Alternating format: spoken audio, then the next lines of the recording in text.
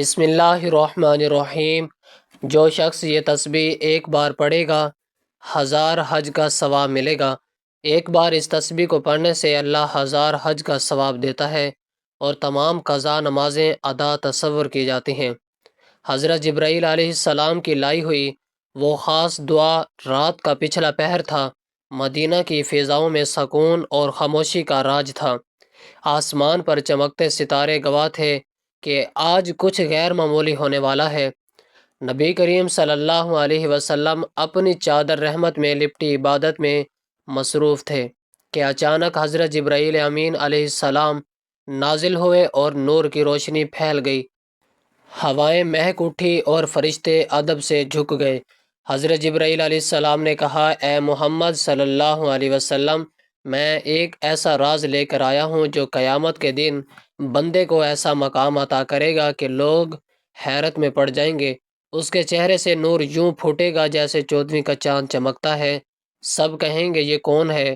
کون نبی ہے یا کوئی ولی یا کوئی مقرب فرشتہ ہے؟ تب ایک فرشتہ پکارے گا، نہیں، یہ وہ خوش نصیب ہے جس نے زندگی میں ایک مرتبہ وہ کلمات پڑھے تھے جو میں آج آپ کو سکھانے آیا ہوں، اور پھر یہ بندہ بغیر کسی حساب و عذاب میں جنت میں داخل ہوگا۔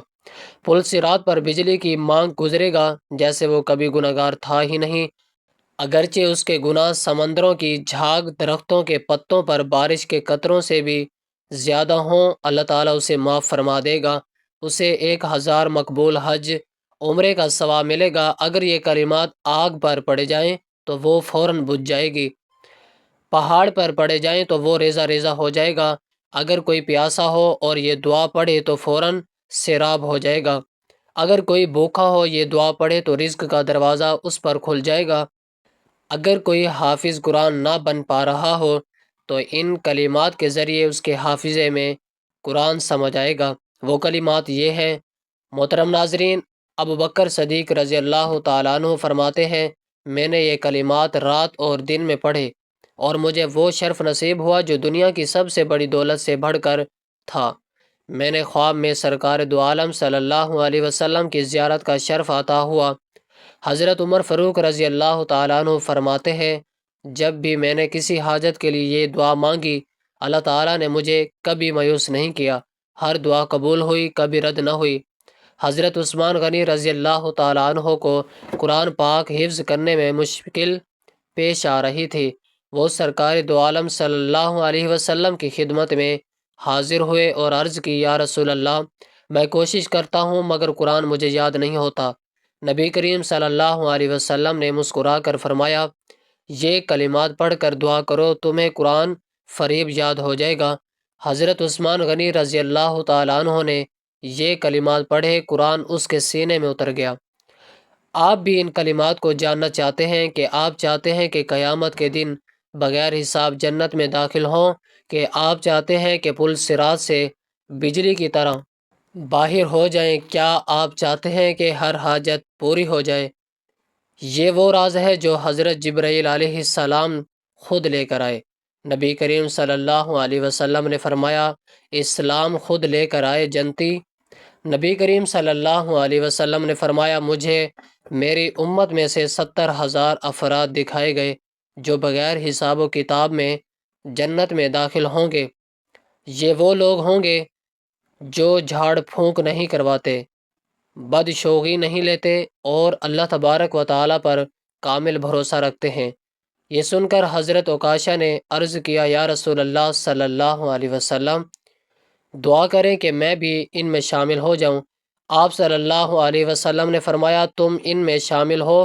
پھر ایک اور شخص سے کھڑے ہو کر کہا، یا رسول اللہ، میرے لیے بھی دعا کریں۔ آپ صلی اللہ علیہ وسلم نے فرمایا، عکاشہ تم سے سبقت لے گئے، حشر کا دن سورج سوا نیزے پر ہوگا، زمین تانبے کی طرح تپ رہی ہوگی، لوگ پسینے میں ڈوبے ہیں، ہر شخص خوف زدہ ہے کہ نہ جانے اس کے اعمال کا کیا فیصلہ ہوگا۔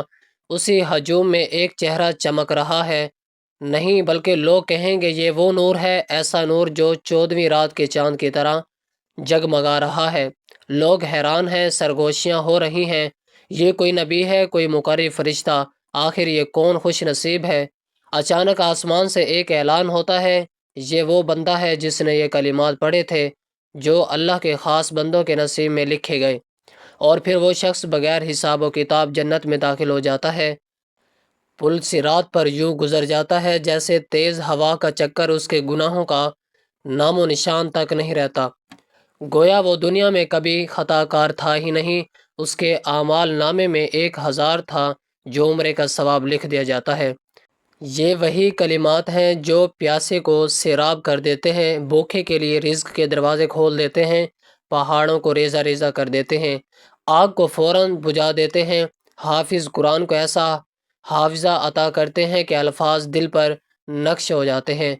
حضرت ابوبکر صدیق رضی اللہ تعالیٰ عنہ فرماتے ہیں، میں نے یہ کلمات پڑھے اور اس رات خواب میں سرکار دو عالم صلی اللہ علیہ وسلم کی زیارت نصیب ہوئی۔ حضرت عمر فاروق کہتے ہیں، میں نے حاجت کے لیے یہ پڑھی اور کبھی رد نہ ہوئی۔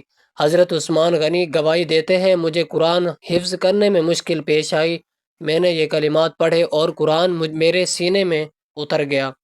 حضرت علی رضی اللہ تعالیٰ عنہ فرماتے ہیں کہ جب میں تلوار تھامتا تو میرا دل اللہ کے نور سے روشن ہو جاتا، میں یہ کلمات پڑھتا تو زمین و آسمان کے درمیان پل باندھ دیتے اور پھر میری تلوار روشن کی مانند لمبی ہو کر دشمن کے سینے پہ اتر جاتی ہے، میں جہاں چاہتا میرا وار وہیں جا پہنچتا اور پہاڑ میرے سامنے موم کی طرح پگھل جاتے۔ میری تلوار صرف فولاد کی نہیں تھی بلکہ اس میں اللہ کے حکم کی بجلی دوڑتی تھی، دشمن میرا نام سنتے لرز اٹھتے ہیں، میدان جنگ میں میری ضربوں سے گونجنے لگتا اور میں دیکھتا کہ فتح میرے قدموں میں آ کر گری۔ اللہ تبارک و تعالیٰ نے مجھے وہ ہاتھ عطا کیے جو ظلم کا بوجھ کاٹ دیتے، وہ بازو دیے جو حق کا جھنڈا بلند کرتے، اور وہ نظر دی جو آنے والے وقت کے چالوں کو بھانپ لیتی۔ مجھے جنگوں میں کامیابی میری طاقت سے نہیں بلکہ اس یقین سے ملی کہ میں حق پر تھا، اور حق کی حمایت میں میرا وار بجلی کی کڑک، ہر قدم شیر کی گرج تھا۔ یہ وہ خزانہ ہے جسے جبرائیل امین علیہ السلام خود لے کر آئے، یہ وہ راز جو قیامت میں نجات کا ذریعہ بنے گا۔ یہ ایک حیران کن منظر تھا۔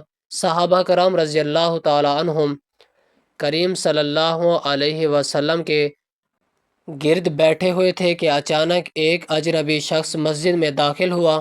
اس کے کپڑے نہایت سفید، بال کالے اور سفر کے کوئی آثار نہ تھے، کسی نے اسے پہلے نہیں دیکھا تھا۔ وہ نبی کریم صلی اللہ علیہ وسلم کے قریب آیا، بالکل سامنے بیٹھ کر گھٹنوں سے گھٹنے ملا دیے اور ہاتھ اپنے رانوں پر رکھ دیے۔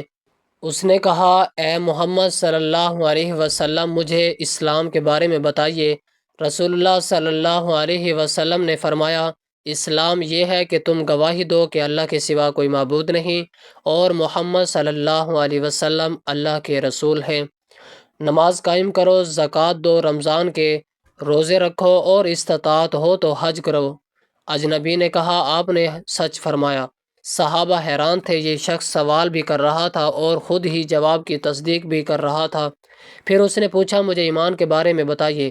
آپ صلی اللہ علیہ وسلم نے فرمایا، ایمان یہ ہے کہ تم اللہ اور اس کے فرشتے، اس کی کتابوں کو، اس کے رسولوں، قیامت کے دن اور تقدیر پر ایمان رکھو، چاہے وہ اچھی ہو یا بری۔ اس شخص نے پھر وہی کہا، آپ نے سچ فرمایا۔ پھر اس نے پوچھا، مجھے اس احسان کے بارے میں بتائیے۔ رسول اللہ صلی اللہ علیہ وسلم نے فرمایا، احسان یہ ہے کہ تم اللہ کی عبادت ایسے کرو جیسے تم اسے دیکھ رہے ہو، اور اگر یہ نہ ہو تو کم از کم یہ اس یقین رکھو کہ وہ تمہیں دیکھ رہا ہے۔ پھر اس اجنبی نے قیامت کی نشانیاں پوچھی اور کہا، نشانیوں کے ذکر کے بعد وہ چلا گیا۔ نبی کریم صلی اللہ علیہ وسلم نے صحابہ سے پوچھا، جانتے ہو یہ کون تھا؟ صحابہ نے کہا، اللہ اور اس کا رسول بہتر جانتے ہیں۔ آپ صلی اللہ علیہ وسلم نے فرمایا، یہ جبرائیل تھے جو تمہیں تمہارا دین سکھانے آئے تھے۔ نبی کریم صلی اللہ علیہ وسلم نے فرمایا، قیامت سے پہلے دجال ظاہر ہوگا، جو دنیا کا سب سے بڑا فتنہ ہوگا۔ وہ ایک آنکھ سے کانا ہوگا، اس کی دوسری آنکھیں انگور کی طرح ابھری ہوئی ہوں گی۔ وہ لوگوں کو جنت اور جہنم دکھائے گا، لیکن اس کی جنت اصل میں جہنم ہوگی، اس کی جہنم اصل میں جنت ہوگی۔ صحابہ حیران ہو کر سن رہے تھے۔ آپ صلی اللہ علیہ وسلم نے مزید فرمایا زمین میں 40 دن تک رہے گا، لیکن وہ دن اس طرح ہوں گے: پہلا دن 1 سال کے برابر، دوسرا دن 1 مہینے کے برابر، تیسرا دن 1 ہفتے کے برابر، باقی دن عام دنوں جیسے ہوں گے۔ صحابہ نے فوراً پوچھا، یا رسول اللہ، یہ جو دن 1 سال کے برابر ہوگا، یا اس میں ہم صرف 5 نمازیں پڑھیں گے؟ آپ صلی اللہ علیہ وسلم نے فرمایا، نہیں، بلکہ وقت کا حساب کر کے نماز ادا کرنا۔ آپ صلی اللہ علیہ وسلم نے فرمایا، دجال پوری زمین پر تیزی سے سفر کرے گا جیسے بادلوں کی ہوا اڑاتی ہے۔ وہ مدینہ اور مکہ میں داخل نہیں ہو سکے گا، کیونکہ وہاں فرشتے اس کی حفاظت کریں گے۔ کہ نبی کریم صلی اللہ علیہ وسلم نے دجال کے قتل کی خبر سنائی۔ عیسیٰ ابن مریم علیہ السلام دمشق کے مشرق میں سفید مینار پر اتریں گے، اس کے ہاتھوں میں نیزہ ہوگا۔ وہ دجال کو اسرائیل کے ایک جگہ میں قتل کریں گے۔ ایک رات جب مکہ خاموش تھا، رسول اللہ صلی اللہ علیہ وسلم پر وحی کا نزول ہوا: اے محمد، تمہیں آسمانی سفر پر لے جایا جائے گا۔ جبرائیل علیہ السلام آپ کو بیت المقدس مسجد اقصیٰ لے گئے، جہاں تمام انبیاء نے آپ کے پیچھے نماز ادا کی۔ پھر آپ کا سفر آسمانوں کی طرف ہوا۔ پہلے آسمان پر حضرت آدم علیہ السلام سے ملاقات ہوئی، دوسرے آسمان پر حضرت یحییٰ اور حضرت عیسیٰ، تیسری آسمان پر حضرت یوسف، چوتھے آسمان پر حضرت ادریس، پانچویں آسمان پر حضرت ہارون، چھٹے آسمان پر حضرت موسیٰ، ساتویں آسمان پر حضرت ابراہیم سے ملاقات ہوئی، جو بیت المعمور کے ساتھ ٹیک لگائے بیٹھے تھے۔ پھر آپ کو سدرۃ المنتہا تک لے جایا گیا، جہاں جبرائیل رک گئے اور کہا، اے محمد، اس سے آگے جانے کی اجازت نہیں، اس سے آگے آپ کو جانا ہوگا۔ اور پھر اللہ رب العزت سے ملاقات ہوئی، جہاں 50 نمازوں کا حکم ہوا، جو بعد میں 5 کر دی گئی، لیکن ان کا اجر 50 ہی رکھا گیا۔ جب نبی کریم صلی اللہ علیہ وسلم واپس آئے تو کفار نے مذاق اڑایا، لیکن ابوبکر صدیق رضی اللہ تعالیٰ عنہ نے کہا، اگر محمد صلی اللہ علیہ وسلم نے کہا ہے تو یہ سچ ہے۔ نبی کریم صلی اللہ علیہ وسلم نے فرمایا، اللہ تعالیٰ فرماتے ہیں، اے میرے بندوں، میں نے اپنے اوپر ظلم کو حرام کیا اور تمہارے درمیان بھی ظلم کو حرام قرار دیا، بس تم ایک دوسرے پر ظلم نہ کرو۔ اے میرے بندوں، تم سب بھوکے ہو سوائے اس کے جسے میں کھلاؤں، بس مجھ سے کھانے کا سوال کرو، میں تمہیں کھلاؤں گا۔ اے میرے بندو، تم سب ننگے ہو سوائے اس کے جسے میں پہناؤں، بس مجھ سے لباس مانگو، میں تمہیں پہناؤں گا۔ اے میرے بندو، تم سب گمراہ ہو سوائے اس کے جسے میں ہدایت دوں، بس مجھ سے ہدایت طلب کرو، میں تمہیں ہدایت دوں گا۔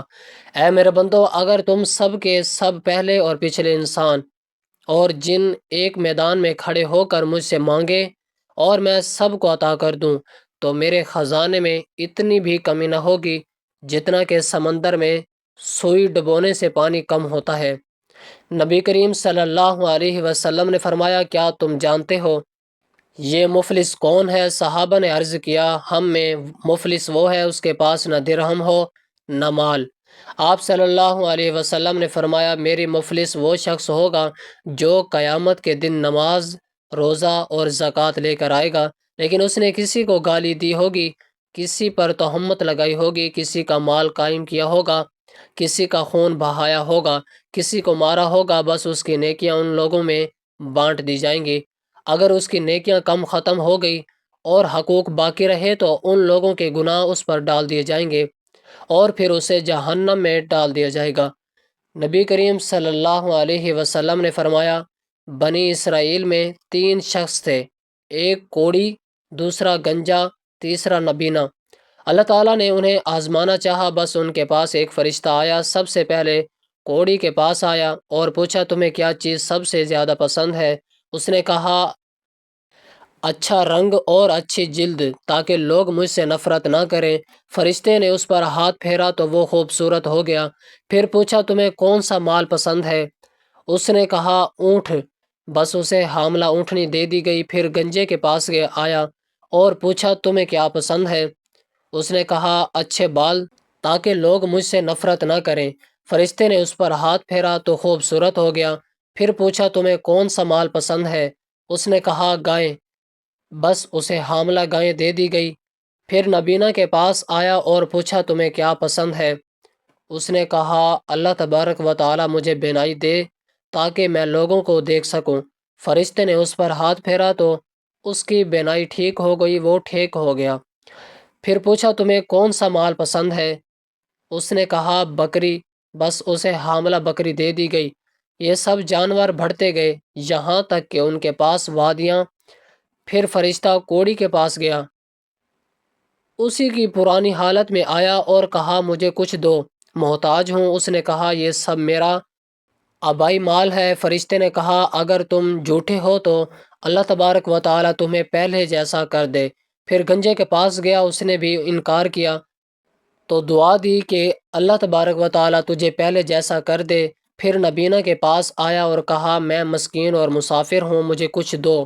اس نے کہا یہ سب مال اللہ کا دیا ہوا ہے، لے جتنا چاہے۔ فرشتے نے کہا اپنا مال اپنے پاس رکھ، یہ محض آزمائش تھی، اللہ تجھ سے راضی ہوا اور تیرے ساتھیوں سے ناراض ہو گیا۔ ایک عظیم رات حضرت ابراہیم علیہ السلام کی لائی ہوئی وہ خاص دعا۔ رات کا پچھلا پہر تھا، مدینے کی فضاؤں میں سکون اور خاموشی کا راج کا آسمان پر چمکتے ستارے گواہ تھے کہ آج کچھ غیر معمولی ہونے والا ہے۔ نبی کریم صلی اللہ علیہ وسلم اپنی چادر رحمت میں لپٹے عبادت مصروف تھے کہ اچانک حضرت جبرائیل امین علیہ السلام نازل ہوئے۔ نور کی روشنی پھیل گئی، ہوائیں مہک اٹھی اور فرشتے ادب سے جھک گئے۔ حضرت جبرائیل علیہ السلام نے کہا اے محمد صلی اللہ علیہ وسلم، میں ایک ایسا راز لے کر آیا ہوں جو قیامت کے دن بندے کو ایسا مقام عطا کرے گا کہ لوگ حیرت میں پڑ جائیں گے۔ اس کے چہرے سے نور یوں پھوٹے گا جیسے 14ویں کا چاند چمکتا ہے۔ سب کہیں گے یہ کون ہے؟ کوئی نبی ہے یا کوئی ولی یا کوئی مقرر فرشتہ ہے؟ اب ایک فرشتہ پکارے گا نہیں، یہ وہ خوش نصیب ہے جس نے زندگی میں ایک مرتبہ کلمات پڑھے تھے، تو میں آج آپ کو سکھانے آیا ہوں، اور پھر یہ بندہ بغیر کسی حساب و کتاب کے جنت میں داخل ہوگا۔ پل صراط پر بجلی کی مانند گزرے گا جیسے کبھی گناہگار ہی نہیں، اگرچہ اس کے گناہ سمندر کی جھاگ، درختوں کے پتوں، بارش کے قطروں سے بھی زیادہ ہوں، اللہ تبارک و تعالی اسے معاف فرما دے گا۔ اسے 1000 مقبول حج عمرے کا ثواب ملے گا۔ اگر یہ کلمات آگ پر پڑے جائیں تو وہ فوراً بجھ جائے گی، پہاڑ پر پڑے جائیں تو وہ ریزہ ریزہ ہو جائے گا۔ اگر کوئی پیاسا ہو اور یہ دعا پڑھے تو فوراً سیراب ہو جائے۔ اگر کوئی بھوکا ہو اور یہ دعا پڑھے تو رزق کا دروازہ اس پر کھل جائے گا۔ اگر کوئی حافظ قرآن نہ بن پا رہا ہو تو ان کلمات کے ذریعے اس کے حافظے میں قرآن سمجھ آئے گا۔ وہ کلمات یہ ہیں، رسول اللہ صلی اللہ علیہ وسلم نے فرمایا لا الہ الا اللہ وحدہ لا شریک لہ لہ الملک ولہ الحمد وہو علی کل شیء قدیر۔ جو شخص یہ کلمہ پڑھے گا گویا اس نے حضرت اسماعیل علیہ السلام کی اولاد کی 4 غلام آزاد کر دیے۔ نیز آپ صلی اللہ علیہ وسلم نے فرمایا کیا میں تمہیں روزہ، نماز اور صدقے سے بھی افضل چیز نہ بتاؤں؟ وہ ہے صلح کروانا، کیونکہ حامی تعلقات کی خرابی دلوں کو مٹا دینے والی ہے۔ اس سے معلوم ہوا کہ توحید کا اقرار کرنا اور لوگوں کے درمیان صلح کروانا بہت بڑی نیکی ہے۔ رسول اللہ صلی اللہ علیہ وسلم نے فرمایا 7 لوگ ہیں جنہیں اللہ قیامت کے دن اپنے سائے میں جگہ دے گا۔ ایک وہ شخص جس کا دل مسجد سے لگاؤ رکھتا ہو، اور 2 افراد جو صرف اللہ کی خاطر محبت کرتے ہوں، اور وہ شخص جو تنہائی میں اللہ کو یاد کرے اور اس کی آنکھیں بہہ جائیں۔ لا الہ الا اللہ وحدہ لا شریک لہ لہ الملک ولہ الحمد وہو علی کل شیء قدیر۔ ذکر کرنے والا بھی انہیں خوش نصیبوں میں شامل ہو سکتا ہے۔ رسول اللہ صلی اللہ علیہ وسلم نے فرمایا جو صبح و شام یہ پڑھے اسے 1 غلام آزاد کرنے کا ثواب ملے گا، 10 نیکیاں ملیں گی، 10 گناہ مٹیں گے، 10 درجات بلند ہوں گے اور ایسے شیطان سے بچائے گا۔ رسول اللہ صلی اللہ علیہ وسلم نے فرمایا جس کا آخری کلمہ لا الہ الا اللہ وہ جنت میں داخل ہوگا۔ اس کلمے کو کثرت سے پڑھیں، خاص کر صبح و شام، موت سے پہلے اس کی عادت بنائیں تاکہ آخری وقت میں یہی زبان پر جاری ہو۔ اللہ تبارک و تعالیٰ کے رسول صلی اللہ علیہ وسلم نے فرمایا، اللہ کو 4 کلمات سب سے محبوب ہیں: سبحان اللہ، الحمد للہ، لا الہ الا اللہ، اللہ اکبر۔ یہ تسبیح جنت کی کنجی ہے، گناہوں کو مٹاتا اور حاجات بلند کرتا ہے، شیطان سے حفاظت کا ذریعہ ہے، موت کے وقت آسانی کا باعث بنتا ہے، اللہ کے قرب کا سبق دیتا ہے۔ اللہ تعالی ہمیں اس کلمے کی برکتوں سے فیض یاب ہونے کی توفیق دے، آمین۔ جو شخص تسبیح ایک بار پڑھے گا 1000 حج کا ثواب ملے گا۔ ایک بار اس تسبیح کو پڑھنے سے اللہ 1000 حج کا ثواب دیتا ہے اور تمام قضا نمازیں ادا تصور کی جاتی ہیں۔ حضرت علی رضی اللہ تعالیٰ عنہ کا شمار ان ہستیوں میں ہوتا ہے جو عدل و انصاف، حلم و بردباری اور شجاعت میں بے مثال تھے۔ ایک مرتبہ کا واقعہ ہے کہ حضرت علی رضی اللہ تعالیٰ عنہ کوفہ میں قاضی کے منصب پر فائز تھے۔ ایک دن ایک بوڑھا شخص عدالت میں حاضر ہوا اور کہا، اے امیر المؤمنین، میں ایک مسافر ہوں اور میری ساری جمع پونجی راستے میں کھو گئی۔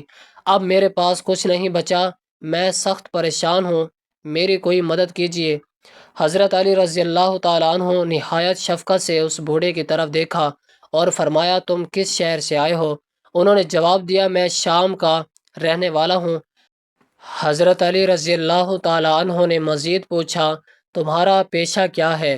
بوڑھے نے کہا، میں مزدور ہوں، لیکن اب بڑھاپا آ گیا ہے اور میرے لیے اس محنت مشقت کرنا ممکن نہیں رہا۔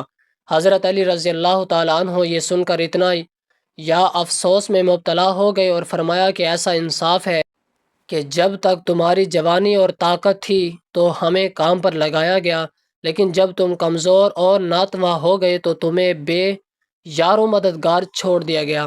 اس پر حضرت علی رضی اللہ تعالیٰ عنہ فوراً بیت المال کے نگران کو بلایا اور حکم دیا کہ اس بوڑھے شخص کا وظیفہ مقرر کیا جائے اور اس سے روزانہ بیت المال سے خرچ دیا جائے تاکہ وہ عزت کے ساتھ زندگی گزار سکے۔ پھر حضرت علی رضی اللہ تعالیٰ عنہ نے نہایت سختی سے فرمایا، یہ کوئی انصاف نہیں کہ تم اس کی جوانی کی محنت سے فائدہ اٹھائیں اور جب یہ بوڑھا ہو جائے تو اسے بے سہارا چھوڑ دے۔ یہ اسلامی حکومت کا فرض ہے کہ وہ اپنے ضعیف اور معذور شہریوں کا پورا خیال رکھے۔ یہ سنتے ہی مجلس میں بیٹھے تمام افراد حیرت زدہ ہو گئے کہ ایک غیر مسلم بوڑھے کے لیے حضرت علی رضی اللہ تعالیٰ عنہ نے اتنا رحم اور عدل کا مظاہرہ کیا۔ آپ علیہ السلام نے نہ صرف فوری مدد فراہم کی بلکہ اسلامی حکومت کے عدل و انصاف کی روشن مثال قائم کر دی۔ یہ واقعہ اس بات کا ثبوت ہے کہ حضرت علی رضی اللہ تعالیٰ عنہ کے عدل و انصاف کی کوئی حد نہ تھی اور وہ ہر انسان کو برابر سمجھتے تھے، چاہے وہ کسی بھی مذہب یا نسل سے تعلق رکھتا ہو۔ اللہ تعالی ہم تمام مسلمان بہن بھائیوں پر فضل و کرم فرمائے، آمین یا رب العالمین۔ جزاک اللہ خیر۔